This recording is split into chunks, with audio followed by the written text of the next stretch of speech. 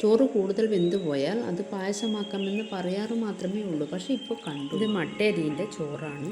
ഞാൻ 2 ദിവസത്തേക്ക് ചോറ് വയ്ക്കുന്നതാണ്. ഇത്ര വേവ് കുറവാണെന്ന് അറിഞ്ഞിരുന്നില്ല. ഈ ചോറ് കൊണ്ട് എന്ത് ചെയ്യുമെന്ന് ആലോചിച്ചപ്പോഴാണ് നല്ലൊരു പായസം ഉണ്ടാക്കാമെന്ന് തോന്നിയത്. നന്നായി വെന്ത് പോയതുകൊണ്ട് തന്നെ എളുപ്പത്തിൽ പണി കഴിഞ്ഞു. നല്ല ടേസ്റ്റുള്ള പായസം. ഒരു തേങ്ങ മിക്സിയിലടിച്ച് പാല് പിഴിഞ്ഞു. അതുപോലെ കുറച്ച് ശർക്കരയും ഉരുക്കിയെടുത്തു.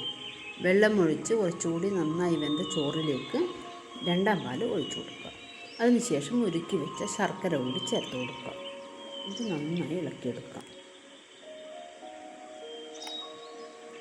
പാത്രത്തിന് അടിയിൽ പിടിക്കാതെ ഇളക്കിക്കൊണ്ടേയിരിക്കണം. അതിനുശേഷം ഒരിത്തിരി ഉപ്പ് കൂടി ചേർത്ത് കൊടുക്കാം. ഇനി നമുക്ക് കുറച്ച് ഏലക്കായ കൂടി ചേർത്ത് കൊടുക്കാം.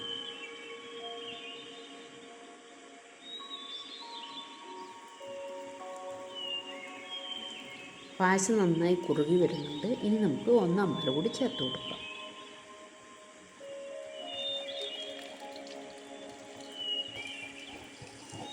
ഒന്നാം പാൽ ചേർത്തതിന് ശേഷം അധികം തിളക്കാതെ തന്നെ ഓഫാക്കാം.